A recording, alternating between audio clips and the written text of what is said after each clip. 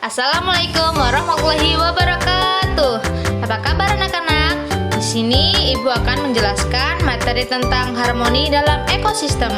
Oke, anak-anak, mari kita bahas bersama-sama ya. Apa sih harmoni dalam ekosistem itu?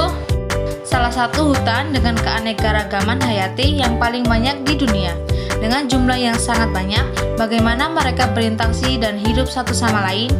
Bagaimana cara mereka mencari makan? Bagaimana makhluk hidup dapat bertahan hidup mencari makan dalam sebuah ekosistem? Bagaimana peran mereka dalam menjaga keseimbangan ekosistem untuk tetap harmonis? Serta bagaimana dampak dari ketidakseimbangan ekosistem apabila ada salah satu atau beberapa komponen hilang atau punah? Semua makhluk hidup memerlukan lingkungan tertentu untuk memenuhi kebutuhannya. Lingkungan adalah segala sesuatu yang berada di sekitar makhluk hidup. Sebuah lingkungan terdiri atas bagian yang hidup, biotik, dan bagian tak hidup, abiotik. Bagian yang hidup di sebuah lingkungan terdiri atas tumbuhan, hewan, dan makhluk hidup lainnya. Bagian lingkungan yang tidak hidup terdiri atas cahaya, matahari, air, udara, dan tanah. Selanjutnya yaitu jenis-jenis ekosistem. Pada dasarnya, ekosistem di dunia ini dibedakan menjadi dua, yaitu ekosistem alami dan buatan. Ekosistem alami terdiri atas ekosistem air dan darat. Ekosistem air terdiri dari ekosistem air tawar dan ekosistem air asin. Ekosistem darat terdiri atas ekosistem hutan, padang rumput, padang pasir, tundra, dan taiga. Ekosistem buatan merupakan ekosistem yang diciptakan manusia untuk memenuhi kebutuhan manusia. Sawah dan bendungan merupakan dua contoh ekosistem buatan. Baik, selanjutnya adalah transfer energi antara makhluk hidup, yaitu contoh rantai makanan di ekosistem sawah. Yang pertama adalah produsen, konsumen tingkat 1, konsumen tingkat 2, konsumen tingkat 3, konsumen tingkat 4, dekomentor. Berikut adalah keterangan tentang rantai makanan di ekosistem sawah.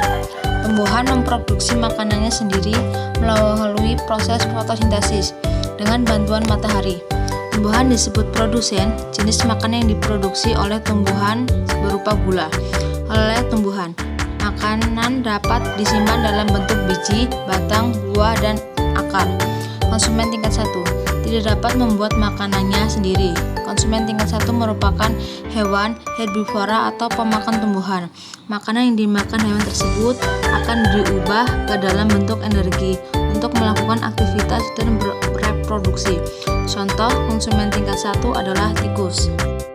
Konsumen tingkat 2 merupakan hewan karnivora yang akan memakan konsumen tingkat 1. Jadi, konsumen tingkat 1 merupakan sumber energi bagi konsumen tingkat 2 agar dapat bertahan hidup. Contohnya, hewan konsumen tingkat 2 adalah ular. Tingkat 2. Contoh, hewan konsumen tingkat 3 adalah burung elang. Pada saat konsumen tingkat 3 mati, tubuhnya akan membusuk. Pada proses pembusukan, tumbuhannya akan diurai oleh mikroorganisme seperti bakteri, jamur, dan cacing. Bakteri, jamur, dan cacing merupakan dekomposer.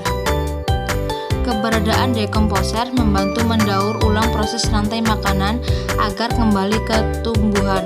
Dengan adanya dekomposer ini, proses akan makan dan dimakan dalam ekosistem menjadi siklus yang terus berputar.